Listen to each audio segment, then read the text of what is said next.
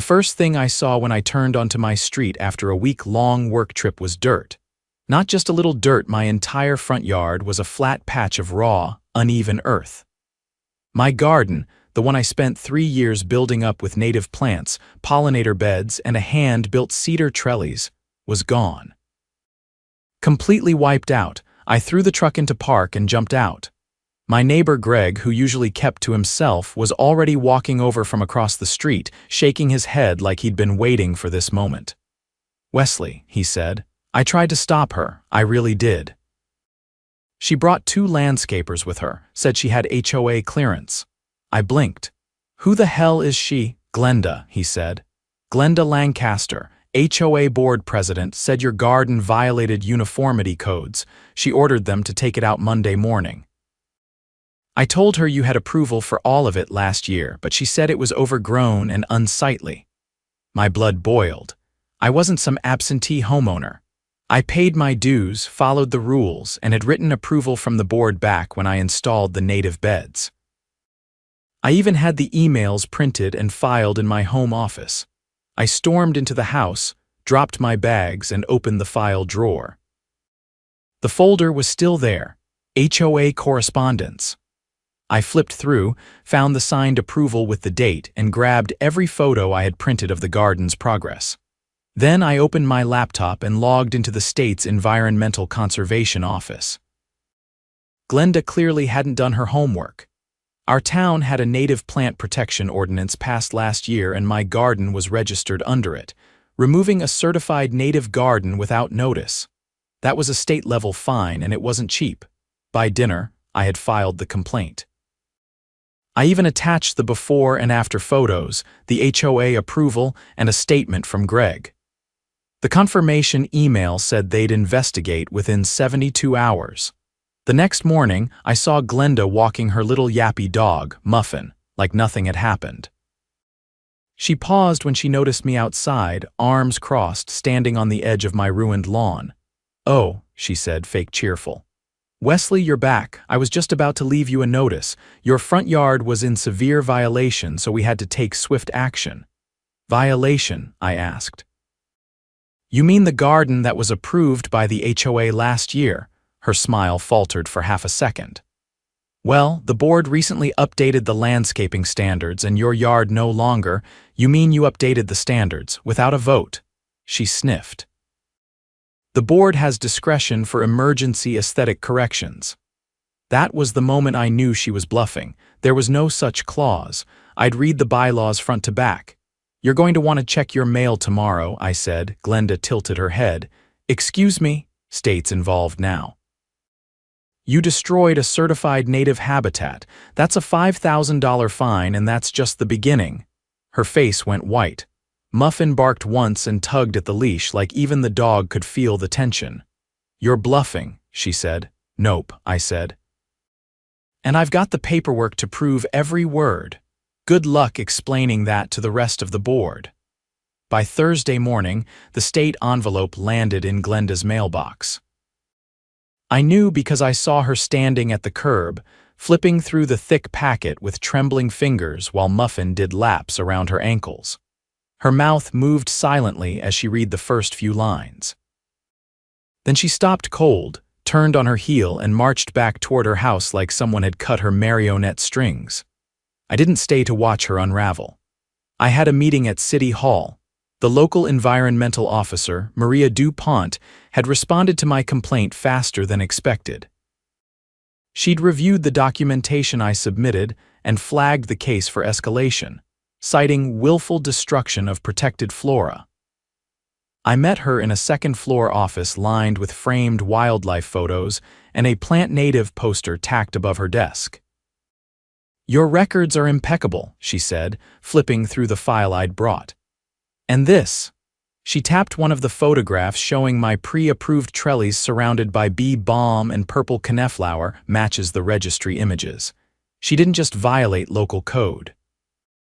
She breached state conservation law. That's a Class 2 offense if proven intentional. She ordered landscapers, I said. Greg across the street witnessed the whole thing. She claimed HOA authority. Maria raised an eyebrow. Did she provide a permit? Or file a request with the environmental board before removal? Not a word. She nodded and picked up her phone. I'm referring this to the district attorney's compliance unit. If she acted under false authority and the HOA didn't formally approve the destruction, that's impersonation under color of law. And if she paid those landscapers herself? She did, I interrupted. Greg said her personal checkbook came out after they finished. Maria exhaled sharply. That makes it worse. She's personally liable for the environmental damages and possibly facing criminal misrepresentation. The next day, a plain sedan from the county's Environmental Enforcement Division pulled onto Glenda's driveway. 2 officers got out, one with a clipboard, the other with a camera. I didn't need to get close to hear her voice echoing off the cul-de-sac as she tried to argue with them. You can't just show up here like this. I'm the HOA president. That's not how this works, ma'am, the officer said, steady. You're not above state law. We have probable cause and a verified complaint.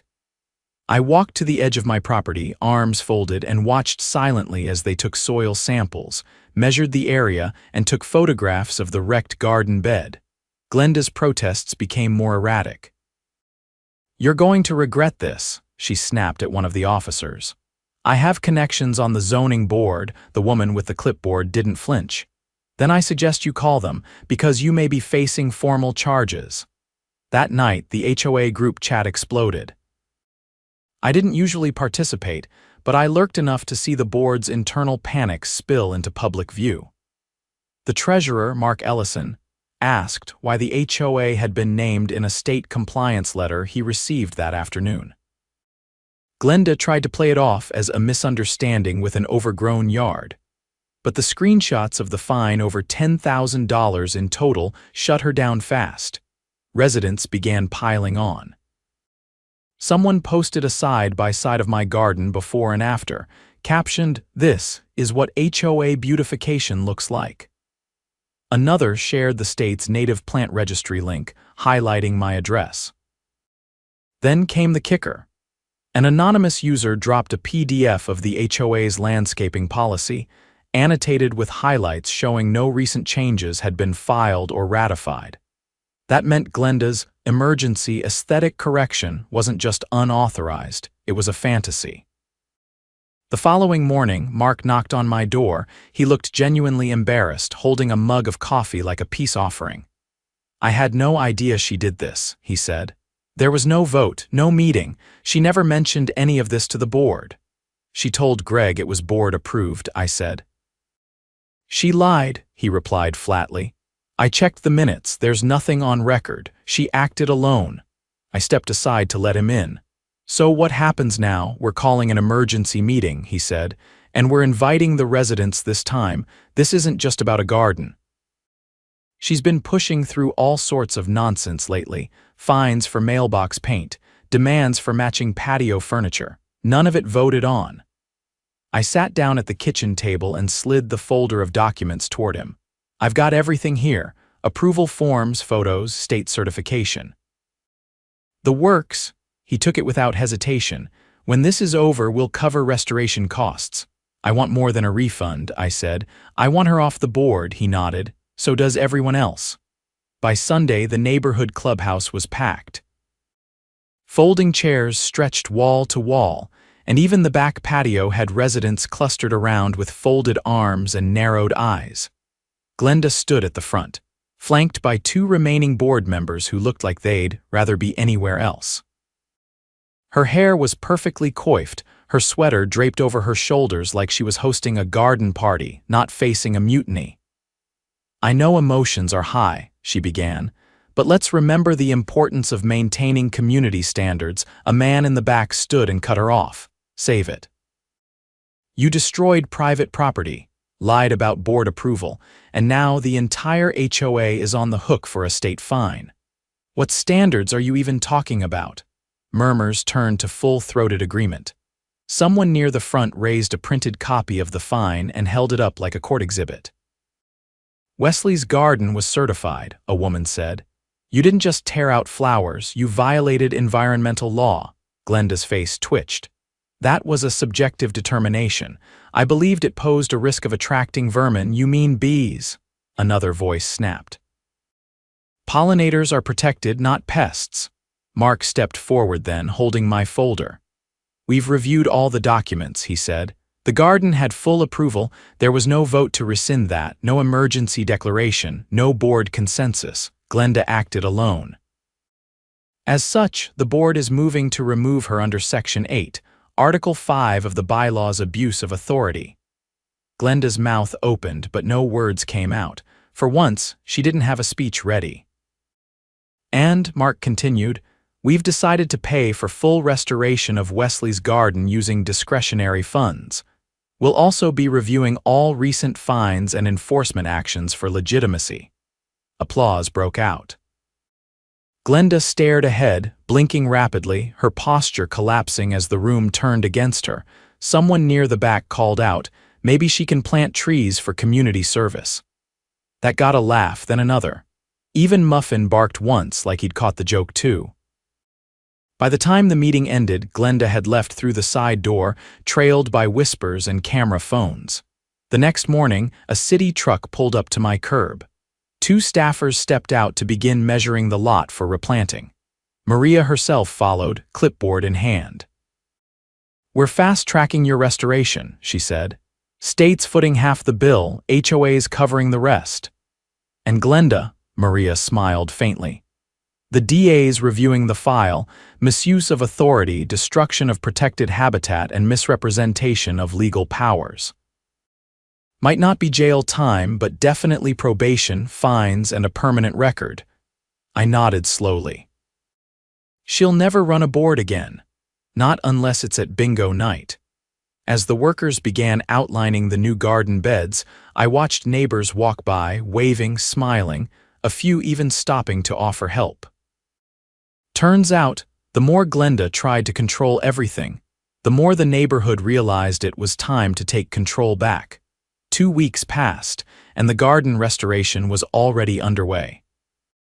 City crews laid down topsoil, local volunteers helped replant native grasses and milkweed, and even the neighborhood kids pitched in to rebuild the trellis. It was the first time in years I'd seen people gathering outside without a clipboard wielding HOA patrol looming nearby. But while the yard began to return to life, something darker was growing beneath the surface. It started with a knock on my door just after sunset. A man in a gray jacket stood on the porch holding a leather folder and a badge. "Mr. Carter?" he asked. "That's me," I said, stepping out and closing the door behind me. "Detective Lyle Roston, County Property Crimes Division. Mind if I ask you a few questions about Glenda Lancaster?" I nodded slowly. "Sure." "What's this about?" He opened the folder and flipped to a page showing a photocopy of a check. "Have you ever seen this before?" I studied it. The name at the top was a landscaping company from 2 towns over. The signature was Glenda's. The memo line read, "Emergency Correction Bramble Ridge HOA." "That's the crew she hired," I said. "They cleared my yard." "Right," Roston said. "The company owner came forward last week. Turns out Glenda paid them using a check from the HOA's reserve account, not her personal funds." "And there's more than one." I felt my jaw tighten. "She used HOA money. Almost $15,000 across 4 checks," he said. "We're investigating possible embezzlement, misappropriation of community funds, and falsification of board documents." "Did you ever see a vote authorizing her to use HOA money for discretionary landscaping?" "There wasn't one," I said. "She told a neighbor she had full authority, but there was no meeting." He closed the folder. "That lines up with the treasurer's report. We've already pulled the financials." She added the expense under a fake project code labeled grounds remediation, even forged a second signature. I shook my head, and no one noticed. Until recently, no, but the fines from the state triggered a deeper audit. That's when the missing funds came to light.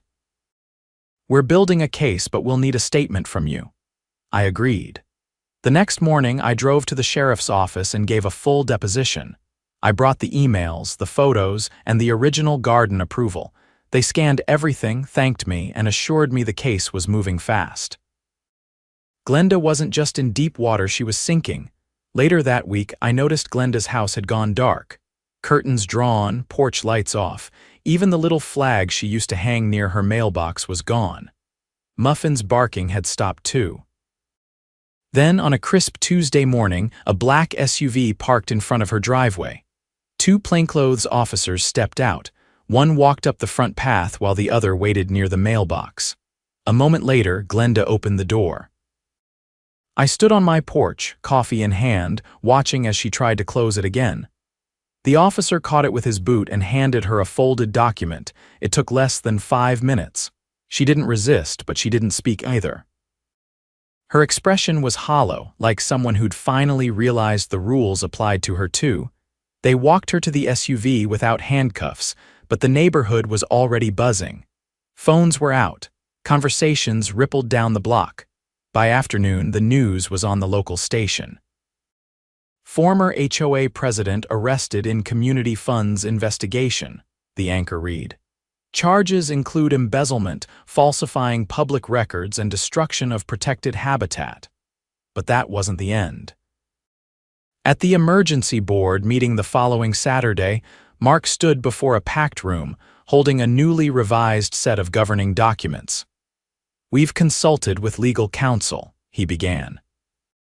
And we've taken steps to prevent anything like this from happening again. He handed out packets to every resident. The new bylaws included mandatory transparency measures.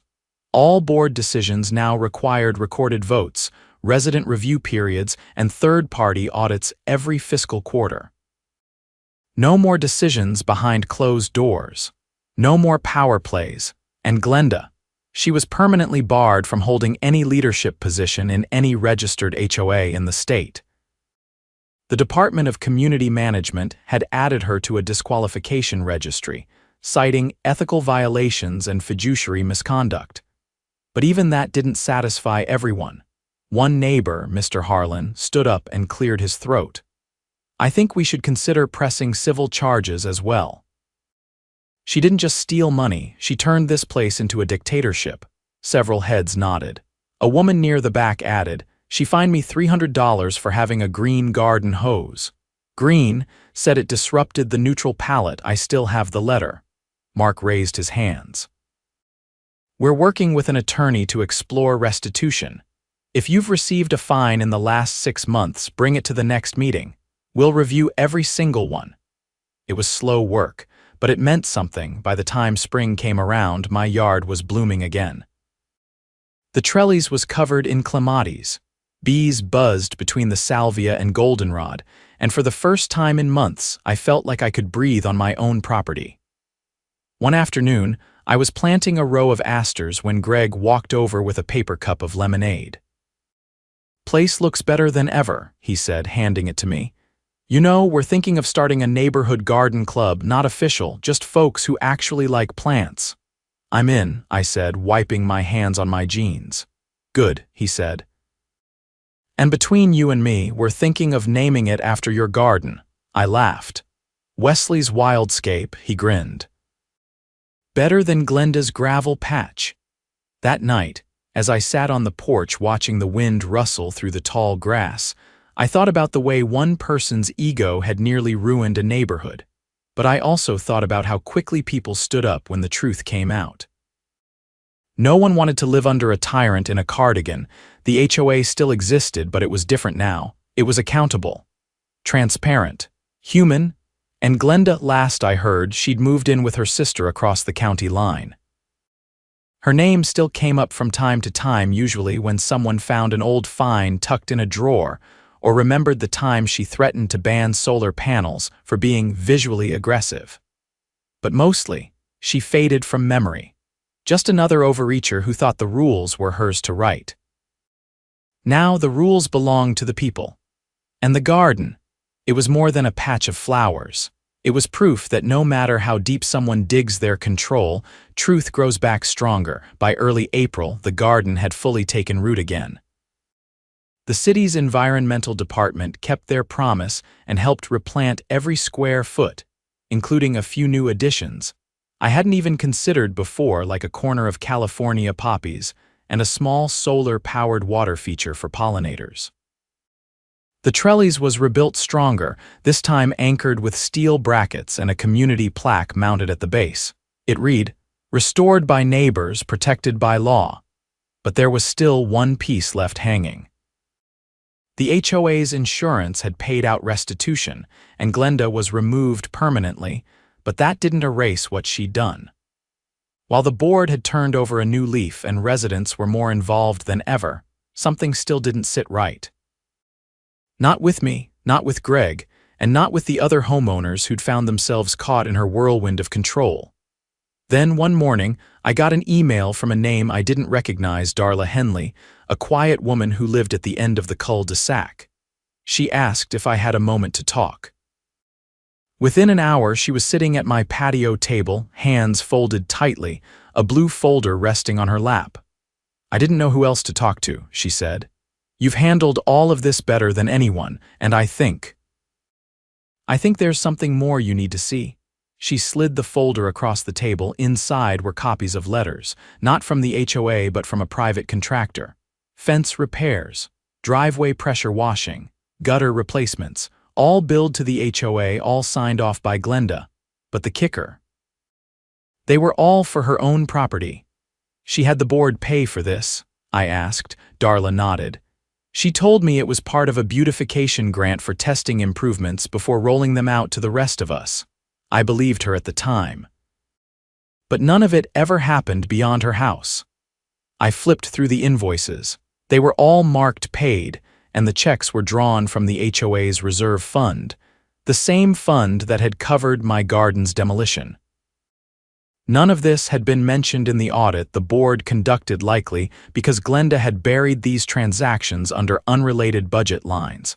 I called Mark and asked him to meet us. He arrived within 20 minutes, still in his work clothes, and when he saw the folder, his face stiffened. "I thought we'd caught everything," he muttered, flipping pages. "She had me sign off on a few of these. She said they were for sidewalk repairs on common grounds." "She lied," Darla said quietly. "She threatened to fine me if I talked about it. Said I was spreading rumors." Mark set down the folder. "We're reopening the books, and I'm calling the DA." That night, I found myself back at the sheriff's office. This time, I wasn't giving a statement, I was reviewing evidence. The detective, Roston, had been deep into Glenda's financial trail since her arrest, and the folder Darla brought in was the final piece. She used her position to funnel over $30,000 in personal improvements, Roston said, pointing to a spreadsheet of transactions. "Filed under maintenance projects that never existed. We're preparing additional charges: fraudulent use of community funds, financial coercion, and abuse of fiduciary authority." "What's the penalty for that?" I asked. "Could be 5 years, he said. "Minimum. More if the judge sees a pattern of coercion. And based on some of the witness statements, there's definitely a pattern." As word spread, more residents came forward. One man had been charged a compliance fee when he refused to replace his perfectly functional wooden fence. Another woman had been told her driveway was illegally wide and was forced to pay for a contractor Glenda personally selected. All of it traced back to the same shell company's businesses linked to a cousin of Glenda's. Every time someone tried to fight back, they'd been threatened with escalating fines or even liens. Most had paid just to avoid the drama. The DA's office issued a formal notice to all residents encouraging anyone who'd been financially impacted to submit a sworn complaint. Within 3 days, over 20 people had come forward. Glenda's lawyer tried to negotiate a plea deal: probation, a fine, maybe restitution. But the DA refused. Too many victims, too much damage. The trial was scheduled for mid-May. It wasn't a media circus, but it drew a crowd. Dozens of residents filled the courtroom, some standing in the back. Glenda sat at the defendant's table, her once pristine composure replaced by a hollow stare. She looked smaller somehow, like the weight of her lies had finally caught up.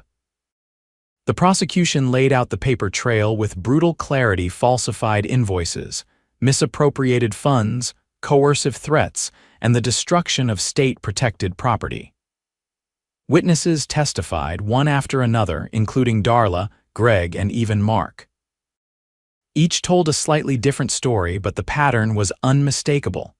When it was my turn, I brought the original approval letter, the garden photos, and the state's restoration report. I didn't need to embellish anything. The facts spoke for themselves. When the verdict came down, it was unanimous, guilty on all counts. The judge didn't hold back. "This case represents a grotesque abuse of community trust," he said. "You used your position not to serve but to exploit. You targeted your neighbors, manipulated records, and destroyed property under the guise of authority." He sentenced her to 4 years in a low-security correctional facility, with mandatory restitution to be paid to every resident she defrauded. Her assets, including her home, were seized to begin the repayment process. When she was let out, she didn't look at anyone. Not even Muffin, who'd been rehomed by her sister months earlier. Back in the neighborhood, something changed. Not in a loud, dramatic way, but in the quiet confidence of people who'd learned to stand up. The HOA was no longer a threat, it was a tool, and it was in the hands of people who respected their neighbors. The new board held monthly open meetings, published all financials on a shared drive, and even created an anonymous feedback form for concerns. Rules were rewritten with resident input, and the ridiculous fines of the past were tossed out completely, and me. I joined the board not out of ambition, but because I wanted to make sure no one like Glenda ever slipped through again. One evening, as I was planting a row of scarlet sage under the new trellis, Greg walked by with a small cardboard box. "Picked these up at the nursery," he said. "Thought they'd go well with what you've got." Inside were 3 pots of blue-eyed grass, a native that I'd once mentioned wanting to add. I looked up at him, surprised. "We're not just neighbors anymore," he said. "We're a community." "You started that." I took the plants, feeling something I hadn't felt in a long time, a sense of peace that came from knowing justice had been done, and that we'd earned back our neighborhood the right way. No more fake authority, no more hidden agendas, just people growing something real.